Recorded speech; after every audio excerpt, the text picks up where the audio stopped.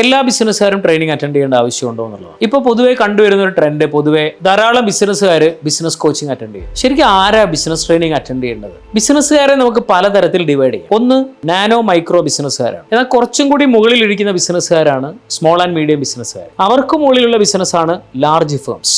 അതിന് മുകളിലുള്ള ബിസിനസ്സാണ് MNCകൾ, ദാറ്റ് മീൻസ് മൾട്ടിനാഷണൽ കോർപ്പറേഷൻ. ഈ നാനോ മൈക്രോ ബിസിനസ്സുകാർക്ക് ഒരു ബിസിനസ് ട്രെയിനിങ്ങിന്റെ ആവശ്യമുണ്ടോ എന്ന് ചോദിച്ചാൽ എൻ്റെ പേഴ്സണൽ ഒപ്പീനിയൻ പ്രകാരം അവർക്ക് ആ ബിസിനസിന്റെ മുകളിൽ കൃത്യമായ ഒരു വിഷനും ആ ബിസിനസ്സിന് അടുത്ത തലത്തിലേക്ക് വളർത്തേണ്ട ആവശ്യം ഉണ്ടെങ്കിലേ അവർക്കൊരു ബിസിനസ് ട്രെയിനിങ്ങിന്റെ ഒക്കെ ആവശ്യമുള്ളൂ. ഇവരെ സംബന്ധിച്ചിടത്തോളം അവർ ചെയ്യുന്നത് ബിസിനസ് അല്ല, അവർ ആക്ച്വലി ചെയ്യുന്നത് സെൽഫ് എംപ്ലോയ്മെന്റ് ആണ്. അവർ തന്നെ സ്വയം ഒരു ജോലി കണ്ടെത്തുകയാണ്. അവർ ആക്ച്വലി ചെയ്യുന്ന ബിസിനസ്സേ അല്ല. പക്ഷെ ഇവർ ലാക്സ് ആൻഡ് ലാക്സ് സ്പെൻഡ് ചെയ്തിട്ട് വലിയ ബിസിനസ് ട്രെയിനിങ് എടുക്കേണ്ട ആവശ്യമില്ല എന്നാണ് എൻ്റെ ഒരു പേഴ്സണൽ ഒപ്പീനിയൻ. അതേ സമയത്ത് ഇവർക്കൊരു പ്ലാൻ ഉണ്ട്, അവർക്ക് ആ ബിസിനസ്സിനെ വലുതാക്കണം, അവർക്ക് അതിന് അടുത്ത തലത്തിലേക്ക് ഡെവലപ്പ് ചെയ്യണം, ഡെഫിനറ്റ്ലി ട്രെയിനിങ് എടുക്കണം. ഇനി അടുത്ത തലത്തിലുള്ള ബിസിനസ് ആരാണ്? Small and medium business. ഇവരെ സംബന്ധിച്ചിടത്തോളം ഇവരെ കൂടെ കുറേ ടീം വർക്ക് ചെയ്യും. ഇവരുടെ കയ്യിൽ നല്ല പ്രൊഡക്റ്റ് ഉണ്ട്, ഇവർക്ക് നല്ല രീതിയിൽ മാർക്കറ്റ് ചെയ്യണം. ഇവർ ശരിക്കും ഇന്നത്തെ കാലത്ത് ട്രെയിനിങ് അറ്റൻഡ് ചെയ്യൽ അത്യാവശ്യം. കുറച്ച് മുന്നേയുള്ള കാലഘട്ടമൊക്കെ ആണെങ്കിൽ മാർക്കറ്റിൽ ഇത്രമാത്രം ചേഞ്ചസ് ഇല്ല. ടെക്നോളജിയിൽ വരുന്ന ചേഞ്ചസ്, മാർക്കറ്റിങ്ങിൽ വരുന്ന പുതിയ പുതിയ മാറ്റങ്ങൾ, ഇതെല്ലാം ഇന്ന് ബിസിനസ്സിൽ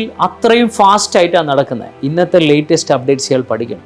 ഇയാളുടെ എക്സ്പീരിയൻസ് വെച്ചുകൊണ്ട് മാത്രം ഇയാൾക്ക് ബിസിനസ് ചെയ്യാൻ പറ്റുമ്പോൾ അയാളുടെ എക്സ്പീരിയൻസിൽ എടുക്കാൻ പറ്റുന്ന മാക്സിമം റിസൾട്ട് എത്രയുണ്ടോ അതേ എടുക്കാൻ പറ്റൂ. ഇപ്പം നിലവിൽ അയാൾ എക്സ്പീരിയൻസ് ഉപയോഗിച്ചിട്ട് അയാൾക്ക് മാക്സിമം എടുത്തു പോയിട്ടുണ്ടെങ്കിൽ ഇനി അങ്ങോട്ട് അടുത്ത തലത്തിലേക്ക് വളർത്താൻ ഇയാൾക്ക് പറ്റൂല. അങ്ങനെ പറ്റണമെന്നുണ്ടെങ്കിൽ ഇയാൾ എന്ത് ചെയ്യണം? പുതിയ മാർക്കറ്റിംഗ് സ്ട്രാറ്റജീസ് പഠിക്കണം, പുതിയ സെയിൽസ് സ്ട്രാറ്റജീസ് ഇയാൾ പഠിക്കണം, ഓപ്പറേഷണൽ എഫിഷ്യൻസി കൂട്ടാനുള്ള സ്ട്രാറ്റജീസ് പഠിക്കണം, ഫിനാൻസ് കുറച്ചും കൂടി ബെറ്റർ ആക്കണം, ഇയാളുടെ ഹയറിംഗ് ഇയാൾ പ്രോപ്പർ ആക്കണം, ഇയാളുടെ ബാക്കി കംപ്ലീറ്റ് മാനേജ്മെന്റ് ഇഫക്റ്റീവ് ആക്കി മാറ്റണം.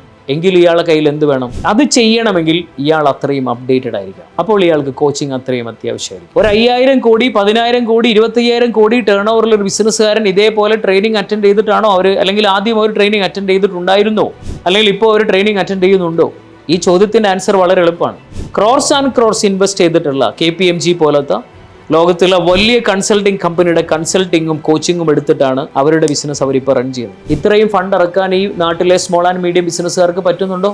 പറ്റില്ല. അപ്പൊ പിന്നെ ഇയാൾ എന്ത് ചെയ്യണം? ഇയാൾ ചിലപ്പോൾ അതിനനുസരിച്ചുള്ള റീസണബിൾ പ്രൈസ് കൊടുത്തുകൊണ്ട് ഇയാൾ കോച്ചിങ് എടുക്കണം. കോച്ചിങ് എടുത്തില്ലെങ്കിലോ ഇയാൾക്ക് പുതിയ അപ്ഡേഷൻ കിട്ടൂല, ഇയാളെ സ്കിൽ അപ്പ് ചെയ്യാൻ പറ്റൂല. അപ്പൊ ഇയാളെ കോമ്പറ്റീറ്റർക്ക് ഇയാളെ വളരെ ഈസി ആയിട്ട് ബീറ്റ് ചെയ്യാൻ പറ്റും. അപ്പോൾ ഒരു സ്മോൾ ആൻഡ് മീഡിയം ബിസിനസ്സുകാരൻ ഇന്ന് കോസ്റ്റ് ഇഫക്റ്റീവായ, ക്വാളിറ്റി ഉള്ള, സ്കിൽഡ് ആയിട്ടുള്ള, കേപ്പബിലിറ്റി ഉള്ള, ധാരാളം ഇൻസൈറ്റ്സും വിസ്റ്റവും പ്രൊവൈഡ് ചെയ്യുന്ന, പ്രാക്ടിക്കൽ നോളജ് ഉള്ള ട്രെയിനറെ കണ്ടെത്തി അവരിൽ നിന്ന് ട്രെയിനിങ് എടുക്കണം.